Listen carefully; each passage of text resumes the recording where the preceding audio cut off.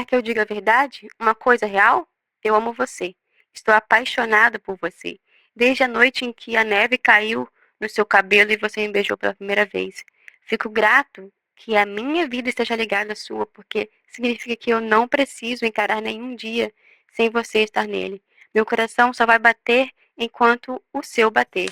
Bem-vindos à resenha de Chama de Ferro, da Rebeca Yarros. É o segundo livro da série Os Empyreanos, alguma coisa do tipo. E eu sou a Carol. Eu sou escritora de Reino Silencioso e Criação Assombrosa, que vai ser lançada pela editora Coerência em julho desse ano. E antes de ser escritora, eu sempre fui leitora. E é por isso que eu leio, e é por isso que eu escrevo, e é por isso que eu tô aqui, porque a gente precisa falar sobre livros. Eu já li Quarta Asa, não tem resenha aqui. Eu também não fiz resenha no Instagram. Eu só fiz um postzinho sobre, que eu gostei muito, e eu gostei pra caramba. Eu chorei pra caramba no último livro. Eu vou tentar ao máximo não contar spoilers aqui, mas o que acontece em Chama de Ferro é que a Violet e o Xaden, eles estão juntos numa missão, super missão. Quando a gente sai de Quarta Asa com a gente sabendo que o Xaden escondeu muitas coisas da Violet. E isso, a gente começa falando sobre isso no segundo.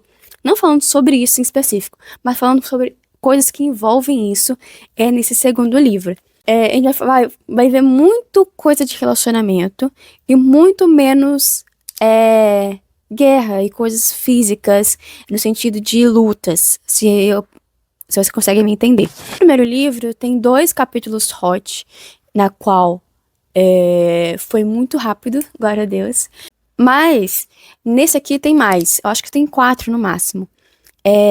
E não estão no começo nem no final do livro, tá tipo meio no meio, mais pro final. E aqui eu gostei, o que eu mais gostei desse livro foi o fato da construção do relacionamento deles, como que eles construíram o relacionamento deles. Eles gostam um do outro, eles se amam, etc. Mas eles têm muitas coisas a melhorarem, a crescerem e etc. Foi muito chato. Todo esse auê que a Violet faz ao redor do Xaden, dele esconder coisas dela, sendo que podia ter sido resolvido de forma tipo, muito rápida, mas eu entendo a construção de personagem, a construção de caráter, e a construção de personalidade, e construção de relacionamento em si, sabe? Eu acho que a Rebecca escreveu um relacionamento muito real nesse livro, o que é muito surpreso pra mim, porque eu gostei muito das discussões que eles têm e ao mesmo tempo achei muito chato. Porque era sempre a mesma coisa, que eles nunca conseguiam parar, eles nunca conseguiam sair de uma discussão porque sempre tinham outras coisas pra fazer, sabe? Outras coisas pra ir, porque como ela tá no segundo ano e ele se formou, ele sai, né? Pra outra, pra defender uma fronteira. Então eles estão separados e eu senti muita falta deles dois juntos.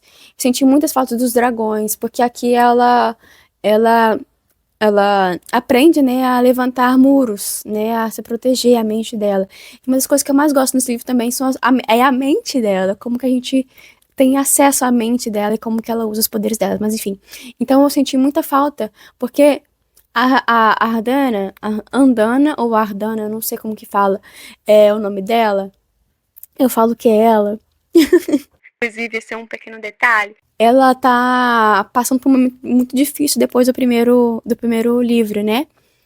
Porque no primeiro livro a gente conhece a Andana dourada, bonitona, muito nova e tal, e no segundo livro ela tá crescendo, tá se desenvolvendo como uma dragão mais forte, né? E mais velha, etc. Então eu senti muita falta dela e Tem, ou tem, whatever. Nesse livro. Não sei, eu acho que. Eu acho que eles são os melhores personagens. Tanto o Tem quanto a Andana. Então, eu senti muita falta deles. Mas eu entendi realmente porque que a gente não tem tanto contato com eles no começo e tal, nesse meio tempo, porque muita coisa acontece, gente. Muita coisa acontece nesse livro. Coisas que eu nunca iria imaginar na minha vida, tipo assim, de outro mundo, Os plots que a Rebecca põe nesse livro são muito bons e muito melhores que o primeiro livro. No primeiro livro, as últimas páginas, eu chorei muito. Nesse livro, nas últimas páginas, eu chorei muito. A gente vai conhecer muito mais também o relacionamento dela com a mãe dela, o que é muito útil. Eu gosto muito da mãe, da personagem da mãe da Violet, porque eu sinto que é uma mãe de verdade, sabe? Que faria tudo pelos filhos dela. Eu confio e eu tenho certeza que tudo que a, a General Sorrengail fez e falou, e enfim, durante a vida toda dos filhos dela e ela e tal, foi pelo bem dos filhos dela. E eu acredito que a Rebecca escreve isso muito bem porque ela tem 6 filhas, né? Então, ela é muito boa em escrever relacionamento familiar. Eu acho muito, muito, muito bom. Eu acho muito legal, uma coisa desse livro, é os começos dos capítulos, né? O começo dos capítulos sempre tem um dragãozinho, enfim, mas sempre tem um pedaço de um arquivo. E eu acho isso muito legal. Parece que a gente tá lendo que o livro seja um do livro do arquivo, sabe? Um dos livros do arquivo, da biblioteca, do lugar onde eles vivem. Parece que é tirado de lá. E eu acho isso muito legal. Muito, muito legal e é sensacional. É sensacional. Eu sinto como se a Rebecca, ela tivesse criado uma coisa que a gente já viu antes. Tipo, tem coisas que são coisas clichês. É um Enemies to Lovers, é um Destinados a Ficar Juntos, etc. Mas ela escreve de uma forma totalmente diferente e que eu nunca tinha visto antes. Pode ser que seja a primeira vez que eu esteja lendo um livro assim e que tenha coisas muito parecidas com outros livros. Pode ser, mas pra mim é uma coisa tipo, totalmente nova e eu acho isso sensacional. E olha que a primeira coisa que tá nesse livro, eu não sei se isso tá escrito na quarta asa, porque, como eu disse antes, eu li no Kindle Unlimited, mas o texto a seguir foi fielmente transcrito do Navariano para um idioma moderno por Gesina Newworth, curadora da divisão dos escribas no Instituto Militar de Basgiat. Todos os eventos descritos são verdadeiros e os nomes foram preservados para honrar a coragem daqueles que caíram, que as suas almas sejam protegidas por Malek. Gente, sensacional. É muito legal. Eu acho isso muito legal, muito legal, muito legal. O que mais me incomodou no livro, além da conotação sexual que possui em várias cenas, porque a Violet quer, mas não quer, o Shaden, enfim, também é muito uso dos palavrões. Eu não sei como que é no livro em inglês. Eu provavelmente tem muitos palavrões também, mas eu acho que fica muito chulo, muito pobre a escrita e pede muito significado. Tipo, eu vou contar pra vocês que no último capítulo é um POV do Shaden e não da Violet. E quando ele tá discutindo com uma pessoa, ele usa um palavrão assim, tipo assim.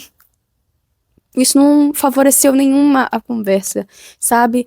Foi tipo assim, whatever. Não precisava falar isso. Falar outra coisa seria muito mais poderoso, muito mais forte do que essa palavra.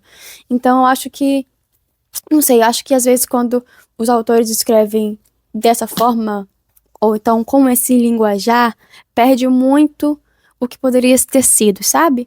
E eu falo isso porque como cristã, né? E como cristã, eu não recomendaria esse livro para pessoas menores de idade, com certeza não. Porque ele tem muita conotação sexual, tem capítulos de sexo envolvido, e com muitos detalhes.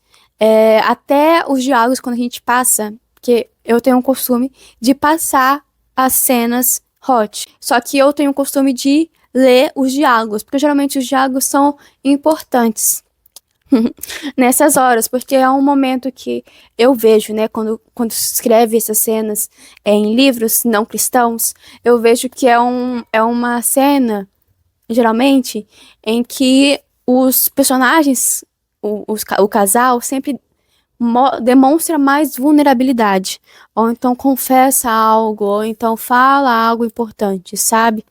Então, eu sempre vejo os diálogos, mas aqui os diálogos às vezes são muito chulos ainda, é muita coisa sexual envolvida, enfim. E pra mim, que tenho no passado, tive muita dificuldade com pornografia e com o pecado da pornografia e da imoralidade sexual, esses livros, eles são um gatilho para que a gente possa voltar ao pecado. Então eu acho que é muito perigoso se ler livros assim. Inclusive, eu demorei muito pra ler esse livro por causa disso. Eu demorei, tipo, eu acho que foi um mês e pouco, lendo esse livro, porque eu tinha que parar pra ler outra coisa, pra encontrar uma outra história, porque eu sei como isso pode encadear em mim coisas que eu não quero fazer e não posso fazer, e na qual eu já me livrei. Então, se você tem problemas com isso, eu diria que pra você se resguardar ou então se privar de alguma coisa, sabe? Mas o livro é muito bom. O plot dele é sensacional. Eu fiquei querendo jogar esse livro fora. Não por um motivo ruim, de ser péssimo, horrível, mas porque ele tava me irritando de tão bom que ele era. E das coisas e das decisões que os personagens tomam, né? Enfim, gostei muito. Eu gosto muito, como eu disse pra vocês, os meus personagens favoritos é o Shane e a Ardana, depois é a Violet, depois é o Shaden. Eu gosto muito da Violet, eu me identifico muito com ela. Desde o primeiro livro eu me identifiquei muito com ela, por causa que ela é diferente, ela é pequena, ela é improvável, sabe? E como cristãos, eu acredito que Deus escolhe sempre os improváveis. Então, eu sempre, quando eu tô lendo essa série, eu lembro desse detalhe, né, sobre Deus escolher os improváveis. E é como se eu tenho esse sentimento, né, quando eu leio esse livro. Inclusive, a dragão dela, que é a Ardana, é uma improvável. Então, eu tenho muito esse sentimento de pertencimento, de escolha, enfim, de mudar o mundo por causa dos improváveis. Então eu gosto muito, muito, muito desse livro por causa disso. Mal posso esperar para o terceiro livro. Tô com muito medo do que vai acontecer no terceiro livro também. Eu acho que vai ter um quarto livro. Não tenho certeza, porque eu não sei sobre essa série muito. Eu evito o máximo de ver vídeos e resenhas e qualquer coisa sobre esses livros, porque eu sei que tem muito spoiler envolvido. E eu gosto muito das playlists que eles fazem desse livro para ler enquanto a gente tá ouvindo. São muito boas. Muito, muito, muito boas. Eu quero fazer playlists tão boas assim para os meus livros um dia. Porque eu já falei comigo mesma que eu não vou dar 5 estrelas para livros que tenham muita conotação sexual ou que tenha... Não que seja o ponto principal do livro, não é isso. Não é o relacionamento íntimo do casal. Mas eu acho que pega muito. Eu acho que não é necessário. E eu vou juntar dinheiro pra comprar o outro. Porque é muito caro. E é isso, gente. Eu não tenho o primeiro volume aqui. Eu quero comprar também pra colocar na estante. Porque eu li no Kindle Unlimited quando tava disponível. E é isso. Gente, esse mapa é horrível. O mapa é esse aqui. E eu não consigo me encontrar nesse mapa. Tem coisas que eles falam que não tá. Eu tenho certeza que não tá aqui. Eu acho que seria inteligente da parte da editora de lançar parte 1 e parte 2. Porque eu acho que seria mais barato pros mais barato assim, né? Teria um sentimento de ser mais barato. Quer dizer, tanto pra eles, pra imprimir isso daqui, que é gigante, muito caro, quanto para quem vai comprar. Porque esse livro é dividido em parte 1 e parte 2. Então, acho que seria muito inteligente da parte deles de fazer isso. Mas eles não vão fazer.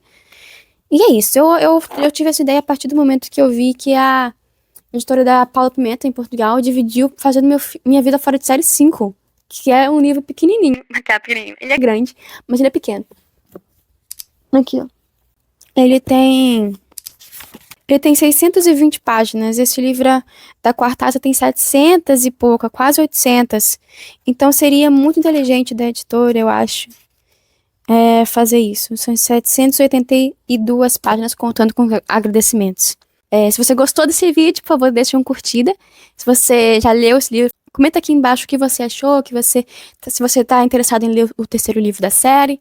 Eu vejo muitas pessoas não lendo mais o livro. Eu acho muito interessante isso.